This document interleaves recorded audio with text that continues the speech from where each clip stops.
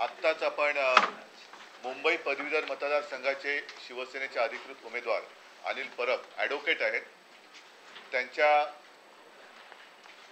मी वचननामा म्हणा किंवा निवडून आल्यानंतर काय कामं करायची याचा संकल्प त्याचं लोकार्पण केलेलं आहे.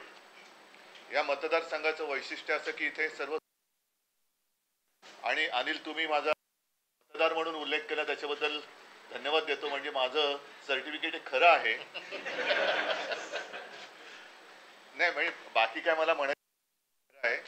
या मतदारसंघाचा इतिहास पाहिला तर पहिल्यांदा आमचे ज्येष्ठ नेते प्रमोद नवलकर त्यांनी या मतदारांचं प्रतिनिधित्व केलं होतं. अत्यंत सुसंस्कृतपणे आणि त्यांचं भाषा प्रभुत्व हे सर्वांना माहिती आहे. सुशिक्षित मतदार जे आहेत त्यांचे काही वेगळे प्रश्न असतात. ते सर्वसामान्य नागरिकांचे प्रश्न त्यांना भेडसावत असतातच. पण शिकल्यानंतर पुढे काय करायचं, पदवी मिळाल्यानंतर पुढे काय करायचं हा एक समोर उभा असतो. या मतदारसंघाचं प्रतिनिधित्व करताना शिवसेनेने सातत्याने हा प्रयत्न केलेला आहे आणि आता या सर्व आणखीन पुढचा टप्पा आम्ही पार पाडण्याचा प्रयत्न करतो. त्यांच्यासाठी सुद्धा काही वचनं अनिल परब यांनी दिलेली आहेत. मी मुंबईतल्या तमाम पदवीधर मतदारांना हात जोडून विनंती करत आहे की जसं गेले जवळपास 5 टर्म तुम्ही आपले आशीर्वाद मतांच्या रूपाने शिवसेनेला दिलेले आहेत. शिवसेना आणि मुंबईकर हे नातं वेगळं मी काही सांगण्याची गरज नाही आहे. तर त्या नात्यालाच आम्ही अधिक दृढ करू आणि आपल्या ज्या काही समस्या आहेत त्या प्रामाणिकपणाने सोडवण्याचा नक्की प्रयत्न करू. मी आवाहन करतो आहे, विनंती करतो आहे की आजपर्यंत जसे आशीर्वाद तुम्ही शिवसेनेच्या पाठी उभे केले तसेच आशीर्वाद पुन्हा एकदा याही वेळेला तुम्ही शिवसेनेला द्याल अशी अपेक्षा करतो. मात्र एक लक्षात घ्या की हे मतदान हे येत्या 26 जूनला आहे आणि 26 जूनला सार्वत्रिक निवडणुकीप्रमाणे सुट्टी नाही आहे. 26 जून हा कामाचा दिवस आहे. तर मी सर्व मतदारांना, माता भगिनींना आणि बांधवांना भगिनींना विनंती करतो आहे की आपण कार्यालयात जाण्यापूर्वी, आपल्या कामाला जाण्यापूर्वी मतदानाचं कर्तव्य बजावून शिवसेनेला आशीर्वाद देऊन आपण आपल्या कामाला जावं ही मी त्यांना हात जोडून विनंती करतोय. नाही, बिघाड नाही झाला. आज आम्ही त्याच्याबद्दल जो काही थोडंसं काय होतं, एक साहजिक आहे, ही गोष्ट खरी आहे की संवादामध्ये थोडंशी एक लूज कनेक्शन होतं.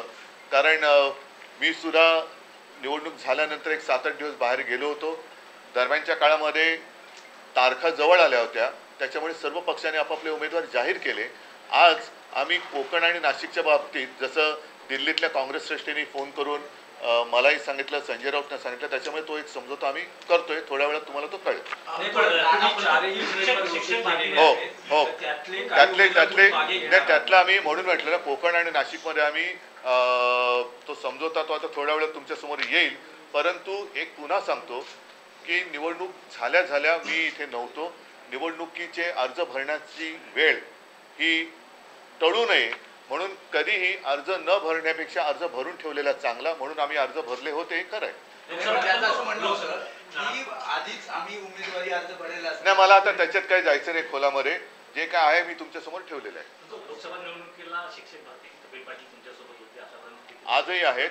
त्यांच्यासोबत सुद्धा आमचं विचार विनिमय सगळं सुरू आहे. मात्र यावेळीची त्यांना गेल्या वर्षीच मी सांगितलं होतं की शिक्षक मतदारसंघाची निवडणूक आम्ही लढवत आहोत. परंतु याच्या पुढे जाऊन जो काही आमचा एक मनोमिलाप असेल किंवा समझोता असेल तो आम्ही प्रामाणिकपणाने पार पाडू. इसके अलावा जम्मू कश्मीर में पिछले 3 दिन में 3 बड़े आतंकी हमले हुए हैं. अभी भी सर्च चल रहा है, घटनाएं रुक नहीं रही, लोगों की जाने गई.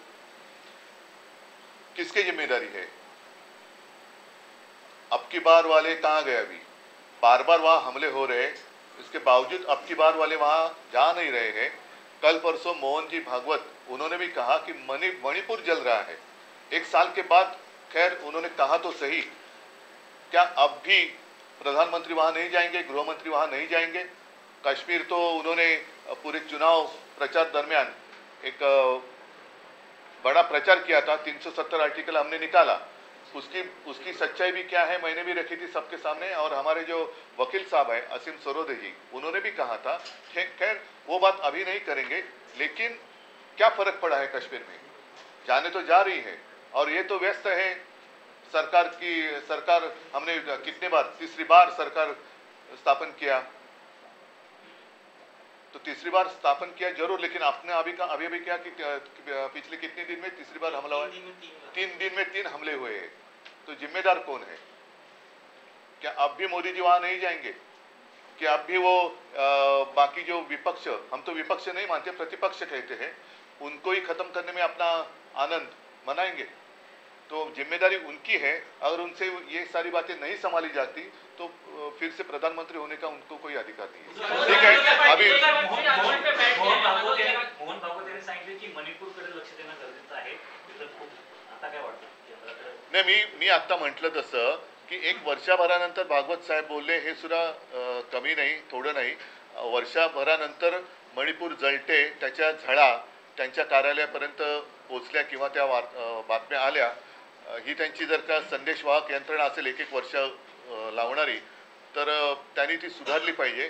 परंतु ते जे बोललेत ते प्रधानमंत्री गांभीर्याने घेणार आहेत का?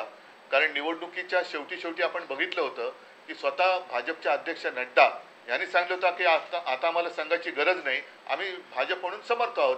तर राष्ट्रीय स्वयंसेवक संघ जो एक पाया मानला जातो, त्यांची सुद्धा आता ही गरज संपलेली आहे। आणि मोहन भागवत सारख्या एका ज्येष्ठ नेत्यांनी हे त्यांच्या व्यथा मांडल्यानंतर आता तरी प्रधानमंत्री आणि गृहमंत्री मणिपूरमध्ये जाणार आहेत की नाही? तसंच काश्मीर पुन्हा पेटले। काश्मीरच्या बाबतीमध्ये प्रचारात जे ढोल पिटले गेले होते, 370 कलम काढलं, ते काढलेलं नाही, ते होल्डवर टाकलेलं आहे। हे बाकीच्या गोष्टी ह्या तांत्रिक आहेत, ते वकील तुम्हाला सांगतील।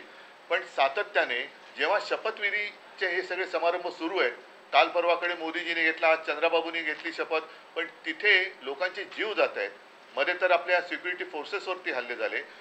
आता तरी तुम्ही लक्ष देणार आहात की नाही? का तुमचेच तुम्ही ढोल आणि तुमचे रेकॉर्ड प्रस्थापित करण्याच्या मागे लागणार आहात?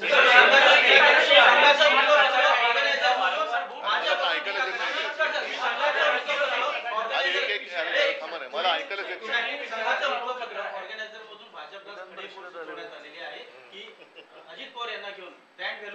बघा, आज ती मी बातमी थोडक्यात वाचली, ऑर्गनायझरनी खडे बोल सुनावलेले आहेत, देशातल्या मतदारांनी सुद्धा भाजपला खडे चारलेले आहेत। तर असे खडे सगळं चारल्यानंतर आता तरी भाजप सुधारणार आहे की नाही? का अजूनही आपल्या देशातले जे प्रतिपक्ष आहेत त्यांना संपवण्याच्या मागे ते लागणार आहेत? देशासमोरील संकटांना ते संपवणार आहेत की नाही? का देशातल्याच आपल्या नागरिकांचे जे पक्ष आहेत, जे नागरिकांच्या व्यथा लोकसभेत मांडतात, विधानसभेत मांडतात, त्यांनाच जर काही संपवण्याच्या मागे लागणार असतील तर सरकार हे कुचकाम आहे। प्रचारात इंडिया आघाडी सतत एक मुद्दा मांडत होती की मोदी तिसऱ्यांदा पंतप्रधान होणार नाही, पण मोदी तिसऱ्यांदा पंतप्रधान झाले, त्यांचं मंत्रिमंडळी स्थापन झालेलं आहे, एनडीए सरकार आहे। तुम्हाला या सरकारचं भवितव्य काय वाटतं? आणि तुम्ही पहिल्या पत्रकार परिषदेत असं म्हटलं होतं की आपण सरकार स्थापन करणं गरजेचं आहे। बरोबर आहे, मी सरकारच्या भवितव्याशी मला काही देणं घेणं नाही, मला देशाच्या भवितव्याशी आहे। आणि असं चित्र विचित्र, याच्याबद्दल मी माझ्या 19 जूनच्या शिवसेनेचा जो वर्धापन दिन आहे त्याच्या बाबतीत मला काय बोलायचं ते मी मनमोकळं बोलेन, पण मला सरकारच्या भवितव्याशी देणं घेणं नाही, मला देशाच्या भवितव्याची काळजी आहे। आणि ज्या पद्धतीने मारून मुटकून, कारण ते 400 पार होणार होते, ते 240च्या आत किंवा 240 वरती अडकले, आणि मग मोदी सरकारचं आता एनडीए सरकार झालं। तर आता म्हणून मी म्हटलं की आता आज आपण जमलो ते माझ्या शिवसेनेच्या पदवीधर मतदारसंघातील उमेदवार अनिल परब यांच्या वचननाम्याच्या प्रकाशनासाठी जमलेलो आहोत। मी ह्याबद्दल मला जे काय बोलायचं आहे ते माझ्या शिवसेनेच्या वर्धापन दिनी 19 जूनला विस्ताराने बोलेन।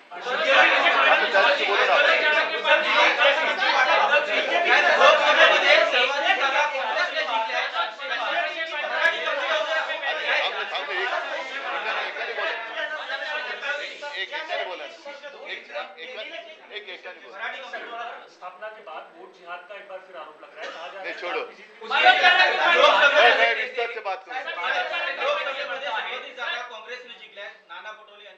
चला, धन्यवाद।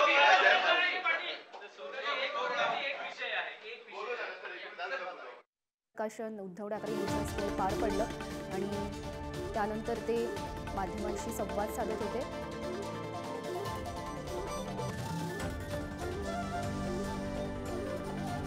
तर पंतप्रधान मोदी शहा आता तरी मणिपूरमध्ये जाणार आहेत का असा सवाल उद्धव ठाकरे यांनी उपस्थित केलेला आहे. आणि आता मोदी सरकार नाही तर एनडीए सरकार आलंय असं सुद्धा उद्धव ठाकरे म्हणतात. मातोश्रीवरून ते माध्यमांशी संवाद साधत होते.